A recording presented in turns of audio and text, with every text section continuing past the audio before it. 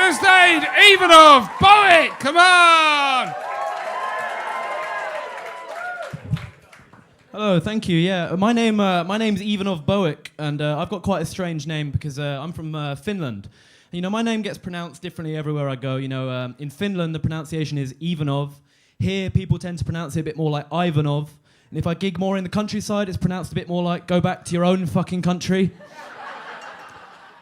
But yeah, I've got quite a weird name. I guess my mum tried to give me quite a trendy name. You know, if I ever have kids, I want to give them an equally trendy name. It's pretty cool to give your kids the names of like emotions, you know, like joy or hope. But I don't really resonate with either of those. So I think if I was to give my kids the name of emotion, it'd be something a bit closer to home, maybe. Apathy, maybe. You know, apathy. Clean your room, or don't. I don't really give a fuck. But yeah, my mum is from Finland and my dad is English. My dad's very stereotypically English. You know, he's always saying sorry after he gets drunk and punches my dog. Dads, eh? Relatable. But yeah, I'm from Finland, but I grew up in London. I grew up in North London in a place called Tottenham, a very dodgy area of London. There's a lot of crime in Tottenham. You know, you see a lot of fights, a lot of violence. And normally I try and stay away from this. But the other day I saw a young guy, maybe in his 20s, something like that, just attacking an old guy. And he had him just on the floor and he was just punching him over and over again. Kept punching him. And normally I want to walk away, but I thought something just came over me. I thought, I've got to help this guy. I've got to do something. I've got to help him. So I ran over thinking, I've got to help this guy. So I joined in and I just started helping him punch the old guy. You know, I want to do my bit for society, you know. But yeah, I grew up in North London, and I was very shy growing up. I was very shy. I wasn't very good at talking to girls at school. You know, like many teenagers, I turned to the internet. You know, I remember the first time I tried to watch like naughty videos online. I went on YouTube and I searched XXX into YouTube, and all I got was clips from the 2001 movie Triple X starring Vin Diesel. This led to many years of sexual confusion. Every time I was with a girl thinking like, this is great, but when the fuck's Vin Diesel gonna show up? But yeah, but now I got over that. I've got a girlfriend now. I've got a girlfriend. Thanks, that's about what it's worth. Cheers. I've got a girlfriend, but we've been together a little while. You know, we argue like couples do, but the other week we had a really big argument. So much so that I've been sleeping on the couch for the last week. We don't live together. I'm just incredibly dramatic.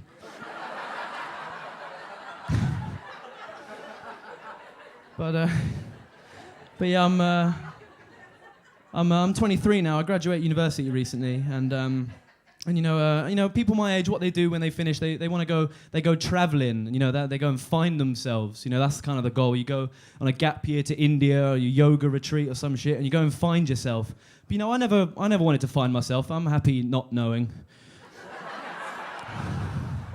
Because I'm really terrified of the idea that you go away and you go travelling for 2 years and you find yourself, you connect with who you really are, and you just find out you're a bit of a cunt.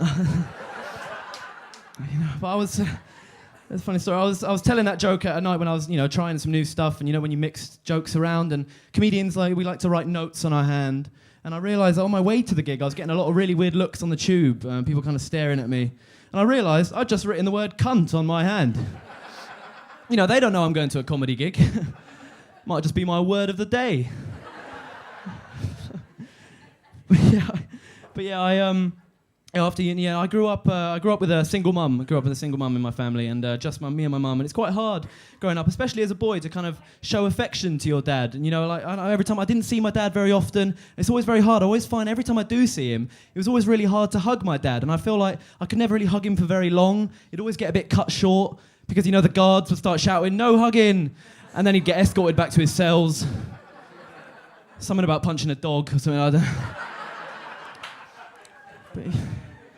But yeah, I'm 23 now. I'm trying to be more mature. You know, I've started driving recently, and you know, they say people when they get behind the wheel, you know, they totally change. They're like a different person. I'm totally different. You know, normally I'm quite calm and collected, but as soon as I'm behind the wheel, I'm like totally different person. I'm like screaming at people, I'm swearing at kids.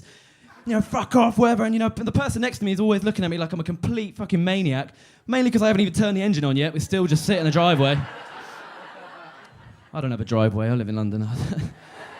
But you know, that's like driving is like people get angry all the time, and that's like a kind of time where you're kind of allowed to get angry. Like you can kind of let it out. And, you know, I think there's good places for that. Another place that you can kind of let out your anger is going to the football. You know, growing up, I used to go with my dad to the football all the time, and, you know, I feel like